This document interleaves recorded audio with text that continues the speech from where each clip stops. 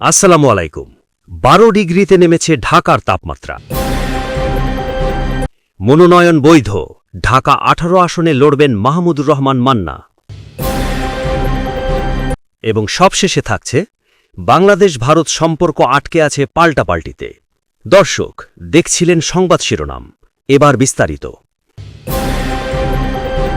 ঢাকায় শীতের তীব্রতা আরও বেড়েছে। আজ সকালে রাজধানীর তাপমাত্রা নেমে এসেছে 12 ডিগ্রি সেলসিয়াসে। বাংলাদেশ আবহাওয়া অধিদপ্তর জানিয়েছে, দুপুর পর্যন্ত ঢাকাসহ আশপাশের এলাকায় হালকা থেকে মাঝারি ধরনের কুয়াশা থাকতে পারে। রোববার 4 জানুয়ারি সকাল 7টা থেকে পরবর্তী 6 ঘণ্টার পূর্বাভাসে বলা হয়, দিনের প্রথমার্ধে আকাশ অস্থায়ীভাবে আংশিক মেঘলা থাকতে পারে। আবহাওয়া প্রধানত শুষ্ক থাকলেও কুয়াশার প্রভাব দেখা দিতে পারে। এই সময় উত্তর অথবা উত্তর পশ্চিম দিক থেকে ঘণ্টায় 5 থেকে 12 কিলোমিটার বেগে বাতাস বইতে পারে। তবে দিনের তাপমাত্রা ধীরে ধীরে কিছুটা বাড়ার সম্ভাবনা রয়েছে। অন্যদিকে আবহাওয়া অধিদপ্তরের সম্ভাব্য পূর্বাভাসে অনুযায়ী আজ সন্ধ্যা 6টা পর্যন্ত সারা দেশের আবহাওয়া শুষ্ক থাকতে পারে। তবে মধ্যরাত থেকে সকাল পর্যন্ত দেশের বিভিন্ন অঞ্চলে মাঝারি থেকে ঘন কুয়াশা পড়তে পারে, যা কোথাও কোথাও দুপুর পর্যন্ত স্থায়ী হতে পারে। নাগরিক ঐক্যের সভাপতি মাহমুদুর রহমান মান্নার ঢাকা 18 আসনের মনোনয়নপত্র বৈধ ঘোষণা করা হয়েছে। ফলে এ আসনে তিনি নির্বাচনে প্রতিদ্বন্দ্বিতা করতে পারবেন। তবে বগুড়া 2 আসনে তার মনোনয়নপত্র বাতিল করেছেন সংশ্লিষ্ট রিটার্নিং কর্মকর্তা। এ সিদ্ধান্তের বিরুদ্ধে নির্বাচন কমিশনে আপিল করার ঘোষণা দিয়েছেন তিনি। শনিবার 4 জানুয়ারি রাজধানীর সেগুনবাগিচায় ঢাকা বিভাগীয় কমিশনারের কার্যালয়ে মনোনয়নপত্র যাচাই বাছাই শেষে ঢাকা 18 আসনে মান্নার প্রার্থিতা বৈধ ঘোষণা করা হয়। এর আগে ঋণ খেলাপির দায়ে তিনি নির্বাচনে অংশ নিতে পারবেন না, এমন খবর বিভিন্ন গণমাধ্যমে প্রকাশিত হলেও আজকের ঘোষণার মাধ্যমে বিষয়টির নিষ্পত্তি হল। মনোনয়ন বৈধ হওয়ার পর প্রতিক্রিয়ায় মাহমুদুর রহমান মান্না বলেন, এর আগেও তিনি কয়েকবার নির্বাচনে অংশ নিয়েছেন, তবে এবারের মতো কঠিন পরিস্থিতির মুখোমুখি কখনো হননি। তিনি বলেন, নির্বাচন কমিশনের কাজ প্রার্থীদের বাদ দেওয়া নয়, বরং ছোটখাটো ভুল সংশোধনের সুযোগ দিয়ে তাদের নির্বাচনে অংশগ্রহণ নিশ্চিত করা। অন্যদিকে বগুড়া 2 আসনে মনোনয়নপত্র বাতিলের সিদ্ধান্তে ক্ষোভ প্রকাশ করে মান্না বলেন, খুবই তুচ্ছ ও ঠুনকো কারণে তার প্রার্থিতা বাতিল করা হয়েছে। হলফনামায় স্বাক্ষরের তারিখে ভুল, 1976 সালের কর্নেল তাহের সংক্রান্ত নিষ্পত্তি হওয়া মামলার নথির অভাব ও আয়কর বিবরণীর কিছু তথ্যের অসামঞ্জস্যকে কারণ হিসেবে দেখানো হয়েছে। তিনি আশা প্রকাশ করেন, আপিল করলে আইনগতভাবে বগুড়া 2 আসনে তার প্রার্থিতা ফিরে পাবেন। যুগপৎ আন্দোলনের অংশ হিসেবে বগুড়া 2 আসনটি তার জন্য ছেড়ে দেওয়ার কথা থাকলেও সেখানে বিএনপির আরেক প্রার্থীকে দলীয় চিঠি দেওয়ার প্রসঙ্গ তুলে ধরে তিনি বলেন, বিভ্রান্তি থাকলেও দলের সিদ্ধান্ত অনুযায়ী তিনি ঢাকা ও বগুড়া উভয় আসনেই মনোনয়নপত্র জমা দিয়েছিলেন। ঢাকা 18 আসনে প্রার্থিতা বৈধ ঘোষণায় তিনি নির্বাচন কমিশন ও রিটার্নিং কর্মকর্তাকে ধন্যবাদ জানান এবং সুষ্ঠু ও নিরপেক্ষ নির্বাচন নিশ্চিত করতে কমিশনের প্রতি আহ্বান জানান। মজুরি আত্মসাতের অভিযোগ, শ্রমিকদের কর্মবিরতি। যমুনা সার কারখানায় মজুরি আত্মসাতের অভিযোগ উঠেছে। দৈনিক হাজিরা ভিত্তিতে নিয়োজিত 239 শ্রমিকের নভেম্বর মাসের বেতনের 35,58,257 টাকা ঠিকাদারি প্রতিষ্ঠান আল মোমিন আউটসোর্সিং সার্ভিসেস লিমিটেড আত্মসাৎ করেছে বলে দাবি শ্রমিকদের। বেতন না পাওয়ায় শনিবার 3রা জানুয়ারি সকালে শ্রমিকরা জামালপুরের সরিষাবাড়ি উপজেলার তারাকান্দি এলাকায় কারখানা প্রধান ফটকের সামনে 4 ঘণ্টা কর্মবিরতি পালন করেন। কারখানা কর্তৃপক্ষ জানায়, শ্রমিকদের বেতন সময়মতো পরিশোধের জন্য তারা নির্ধারিত সময়ে ঠিকাদারকে চেক হস্তান্তর করেছিলেন, কিন্তু ঠিকাদারি প্রতিষ্ঠান মমিনুল ইসলাম শ্রমিকদের বেতন না দিয়ে টাকা নিয়ে পালিয়ে যান। বিষয়টি নিয়ে কারখানা কর্তৃপক্ষ 29 ডিসেম্বর ঊর্ধ্বতন কর্তৃপক্ষকে লিখিতভাবে জানায়। এর আগে শ্রম পরিদর্শক 23 ডিসেম্বর নোটিশ দিয়ে বকেয়া মজুরি অবিলম্বে পরিশোধের নির্দেশ দেন। তবে নির্দেশনার পরও বেতন না পাওয়ায় শ্রমিকরা শান্তিপূর্ণ কর্মবিরতি করেন। শ্রমিকরা অভিযোগ করেন, নিয়মিত কাজ এবং হাজিরা দিয়েছেন কিন্তু বেতন পাননি। কারখানার উপব্যবস্থাপক প্রশাসন সাজিদুল করিম বলেন, নভেম্বর মাসের বেতনের চেক ঠিকাদারি প্রতিষ্ঠানকে দেওয়া হলেও শ্রমিকদের মজুরি পরিশোধ হয়নি। অন্যদিকে ঠিকাদার মমিনুল ইসলাম দাবি করেছেন, কারখানার জিএম প্রশাসন দেলোয়ার হোসেন তার পছন্দের শ্রমিকদের অবৈধভাবে নিয়োগ করেছেন। বাকি শ্রমিকদের টাকা তিনি নিজের কাছে রেখেছেন। জিএম দেলোয়ার হোসেন এই অভিযোগ অস্বীকার করেছেন এবং বলেছেন, ঠিকাদার শ্রমিকদের বেতন না দিয়ে টালা বাহানা করছেন। ব্যবসায়ীর মুখ বেঁধে ৩০ ভরি স্বর্ণ ছিনতাই।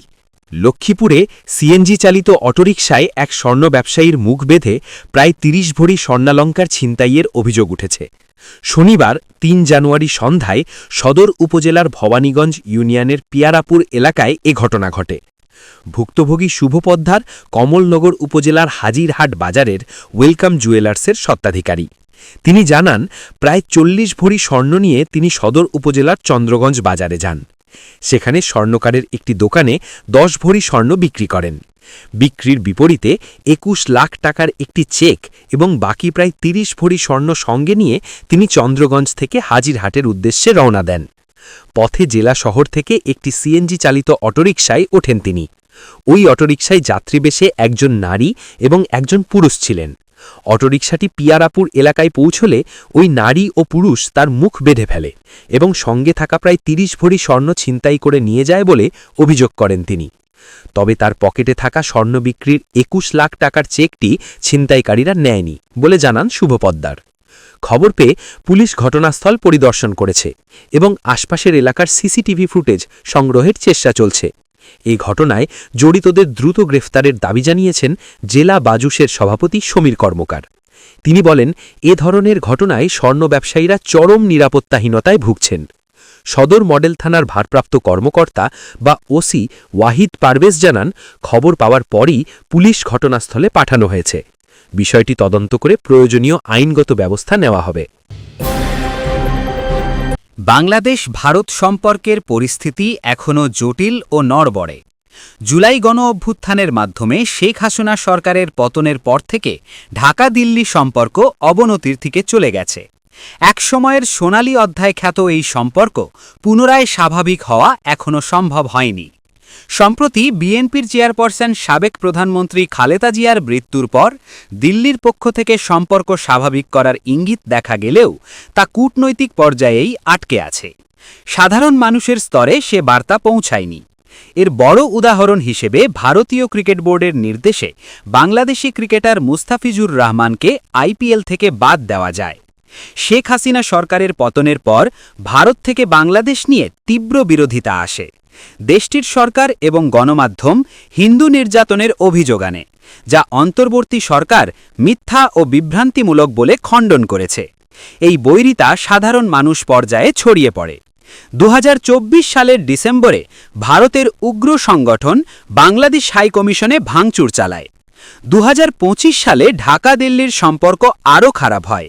ভারতের মাটি ব্যবহার করে শেখ হাসিনা বিরোধী বক্তব্য দেওয়ায় ঢাকার পক্ষ থেকে প্রতিবাদ জানাতে ভারতীয় দূতকে তলব করা হয়।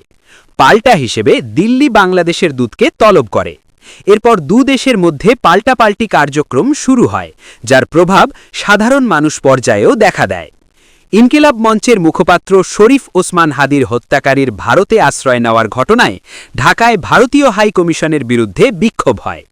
ভারতেও বাংলাদেশ হাই কমিশনের বাসার সামনে বিক্ষোভ ও নিরাপত্তার কারণে ভিসা কার্যক্রম সীমিত করা হয়।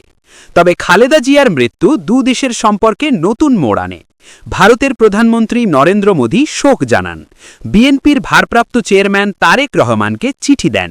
পররাষ্ট্রমন্ত্রী ঢাকায় শোক যাত্রায় অংশগ্রহণ করেন এবং বিভিন্ন দেশে ভারতীয় দূতাবাসগুলোতে শোক প্রকাশ করা হয়। এই ইঙ্গিতগুলো কূটনৈতিক পর্যায়ে সম্পর্ক স্বাভাবিক করার বার্তা দিলেও তা সাধারণ মানুষ পর্যন্ত পৌঁছায়নি। কূটনৈতিকরা মনে করেন এ কারণে মুস্তাফিজুরকে আইপিএল থেকে বাদ দেওয়া হয়েছে। ট্রাম্পের হুমকির কাছে মাথা নত করবে না ইরান। ইরানের অভ্যন্তরীণ বিক্ষোভ ও মার্কিন হুমকির প্রেক্ষিতে ইরানের সর্বোচ্চ নেতা আয়াতুল্লাহ আলী খামেনি কড়া বার্তা দিয়েছেন। শনিবার এক ভাষণে তিনি বলেছেন, ইসলামিক রিপাবলিক অফ ইরান কখনোই শত্রুর কাছে নতি স্বীকার করবে না। একই সঙ্গে বিক্ষোভের আড়ালে সহিংসতা চালানোদের উপযুক্ত শিক্ষা দেওয়ার হুঁশিয়ারি দেন তিনি। খবর রয়টার্স। গত সপ্তাহে ইরানি মুদ্রার দরপতন ও আকাশছোঁয়া মূল্যস্ফীতির প্রতিবাদে শুরু হওয়া বিক্ষোভ এখন রাজনৈতিক রূপ নিয়েছে।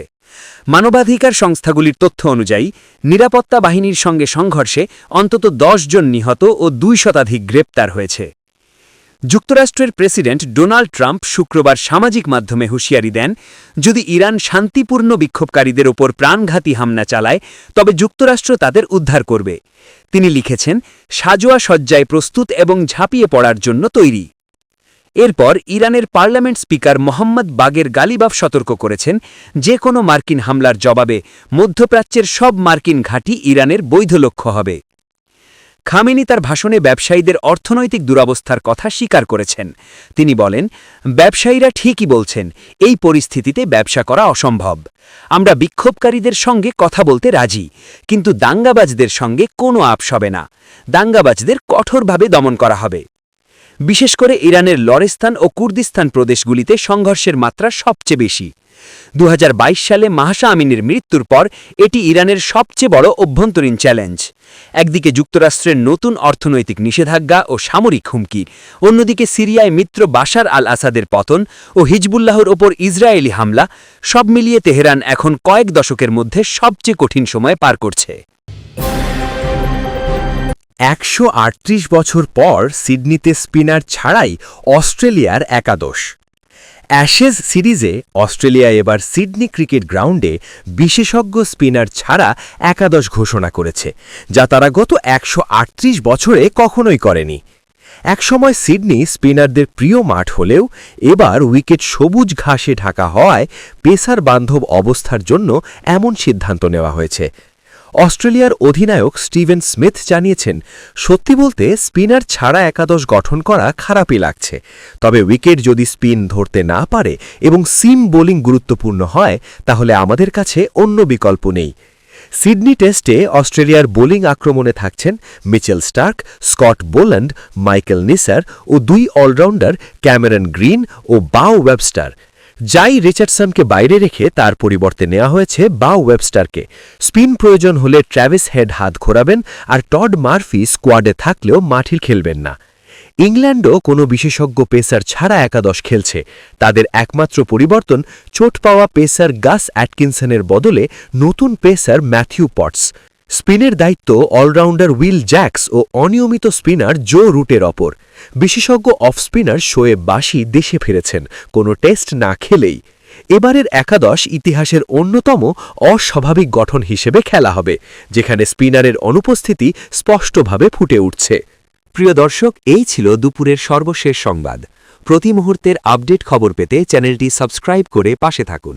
আল্লাহ হাফেজ।